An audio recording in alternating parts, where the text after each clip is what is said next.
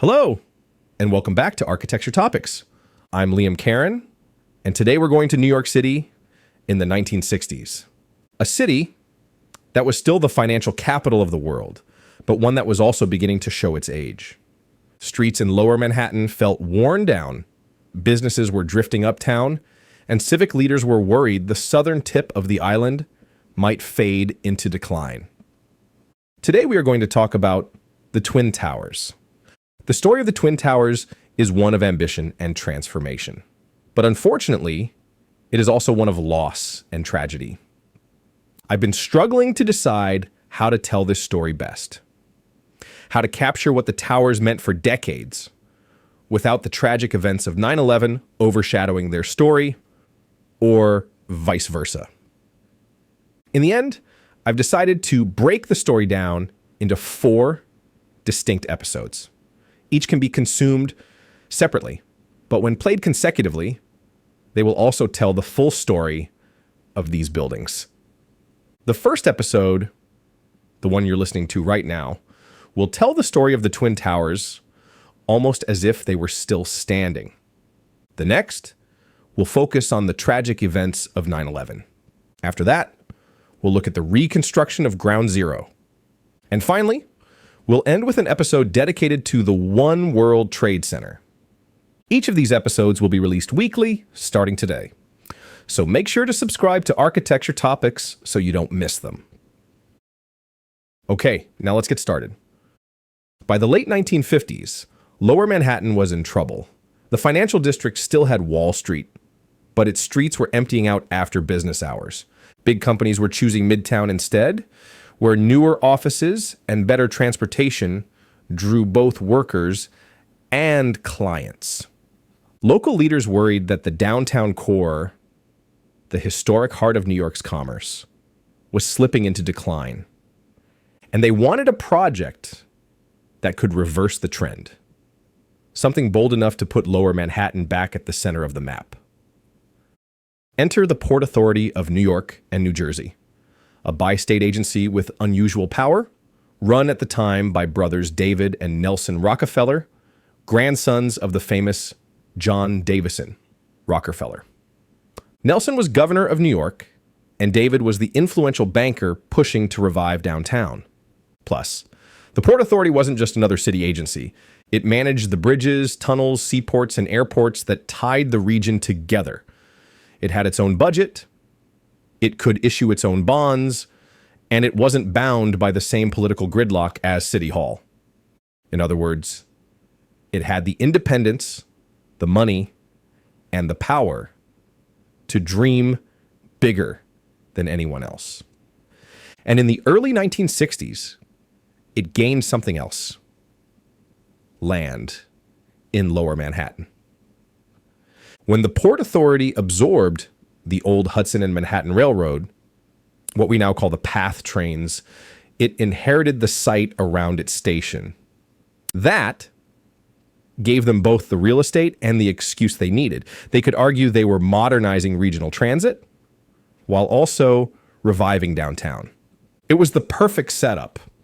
A powerful agency with deep pockets, a struggling neighborhood in need of a bold gesture, and political backing from the Rockefeller family. Their idea was simple in words, but staggering in scale: a World Trade Center, a hub for international commerce that would gather global companies under one roof and symbolize New York's role as a crossroads of the world. But what should it look like? And who could design this vision? The commission did not go through a public competition. The Port Authority chose an architect directly, Minoru Yamasaki. At first glance, Yamasaki was a surprising choice. A Japanese-American from Seattle who was not yet a household name like Mies van der Rohe or Le Corbusier. But he had built a reputation for projects that combined modern engineering with a touch of elegance. His airport terminal in St. Louis was praised for its light-filled concrete vaults. His Prudential Tower in Boston had proven he could handle tall office buildings. And most recently, his design for the Pruitt-Ego housing complex had been celebrated as a model of modern urban planning. though ironically, it would later become infamous as a failure of the very same modernism he practiced. But that's a topic for another episode. What appealed to the Port Authority was that Yamasaki was modern, but not radical. His buildings were clean, rational, and dignified. He wasn't going to produce wild, experimental shapes. He was going to deliver something ambitious, but safe. There was also symbolism in his appointment. As a Japanese American who had lived through wartime discrimination, Yamasaki embodied a narrative of reconciliation and global connection. To have him design a World Trade Center was to make a quiet statement about internationalism in the Cold War age. But there was still a paradox. Yamasaki was known for designs that emphasized intimacy, even delicacy. He once said he wanted to create architecture that could soothe the human spirit. He liked narrow windows and graceful proportions. And now, he was being asked to create the tallest buildings in the world. His solution was bold in its simplicity. 2 identical towers, side by side. Square in plan, monumental in scale, symmetrical and unmistakable. Together they would be a global icon, a pair of vertical beacons rising higher than anything that had come before. Critics quickly dismissed them as giant boxes, but Yamasaki gave them subtle detailing to soften their presence. The tower's narrow vertical windows created a sense of slenderness, and the base was framed with Gothic-inspired arches, a nod to delicacy at the foot of overwhelming height. The vision was set, but vision alone could not hold up 2 towers over 400 meters or 1,300 feet tall on the shaky landfill of Lower Manhattan. To make them possible, engineers had to pioneer new solutions, from the foundation in the ground to the structure in the sky. The engineering challenges of the World Trade Center were unlike anything New York had faced before. First, there was the ground itself. The site was partly landfill, right at the edge of the Hudson River. To build something stable here, engineers developed what became known as the bathtub, a giant underground box lined with slurry walls. In other words, watertight concrete barriers sunk into the earth. These walls kept the river out while creating a foundation strong enough to support the towers above. Then there was the question of how to build that tall without the structure taking up all the protagonism. Because by the 1960s, the real prize wasn't just height, it was floor space. Modern corporations wanted wide, open offices where entire departments could sit together without walls or columns breaking up the plan. A traditional steel frame, with thick columns scattered through the middle of each floor, would have swallowed up valuable rentable area. The solution was what we now know as the frame tube system. The perimeter of each tower was made up of 59 closely spaced steel columns on each side, tied together with spandrel plates, forming a rigid tube that carried both gravity and wind loads.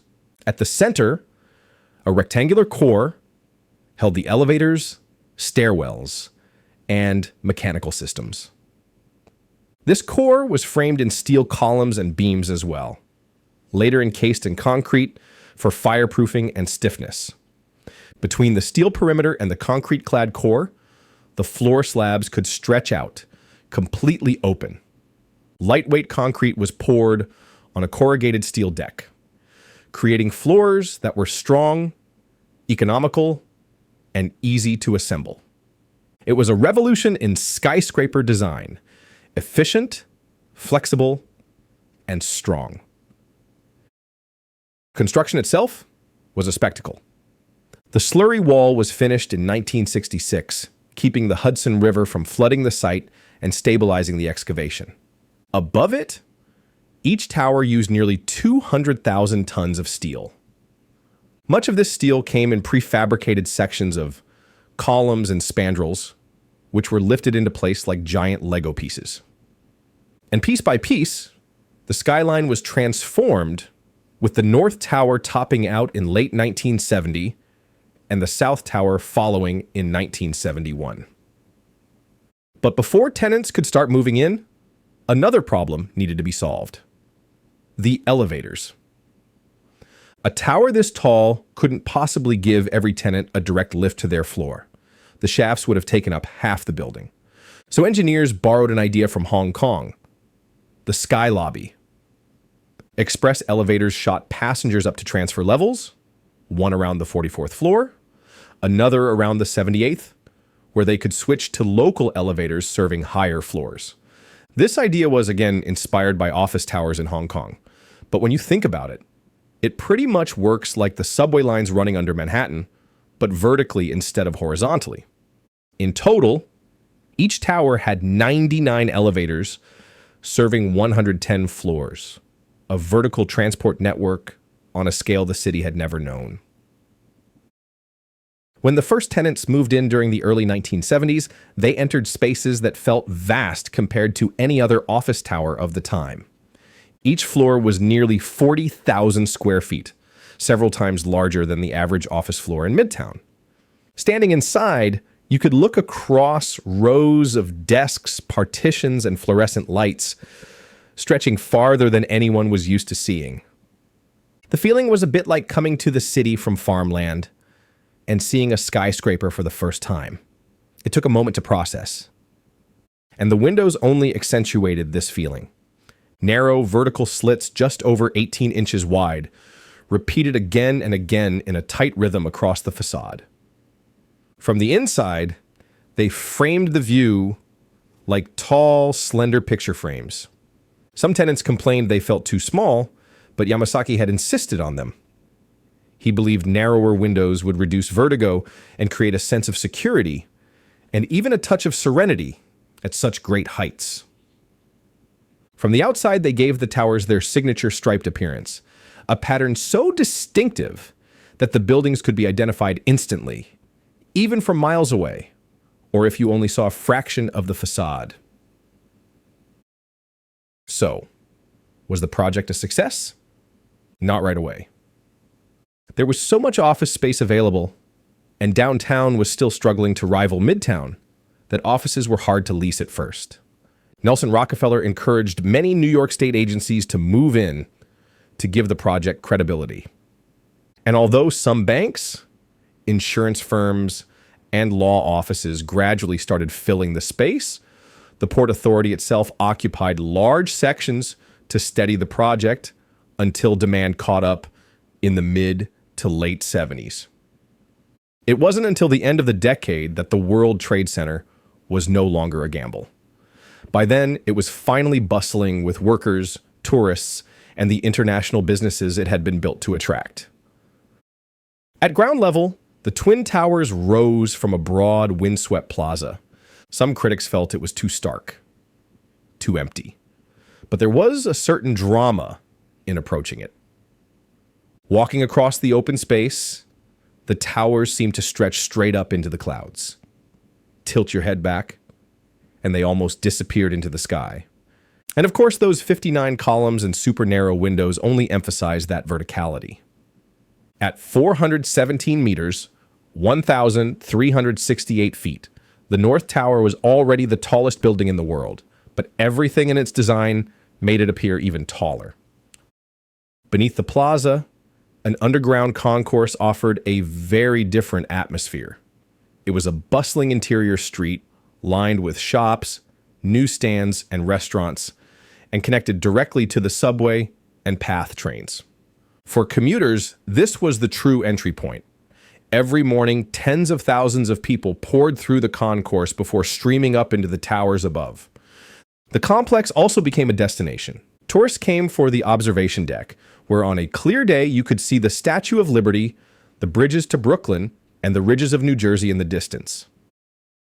At the very top of the North Tower, Windows on the World quickly became one of the city's most famous restaurants. And as you can imagine, it wasn't just the food. It was the experience of dining that high above the sidewalks of Manhattan. For business lunches, weddings, or late-night cocktails, it offered a setting unlike anything else in New York. But beyond the daily life of those who worked there, the towers made their way into culture. They became backdrops in films, symbols on postcards, silhouettes on album covers. For millions of people around the world who had never set foot in the city, the Twin Towers became shorthand for New York itself. For 3 decades, they stood as icons of modern New York and modern life. And I wish this was the end of the story, but unfortunately, it's not. In the next episode, we'll turn to September 11th, 2001, the day the towers came down and the day the skyline, the city, and the world changed forever. Thank you for listening to Architecture Topics. If you enjoyed this episode, don't forget to subscribe so you don't miss the rest of this special series on the World Trade Center. Until then, keep looking up.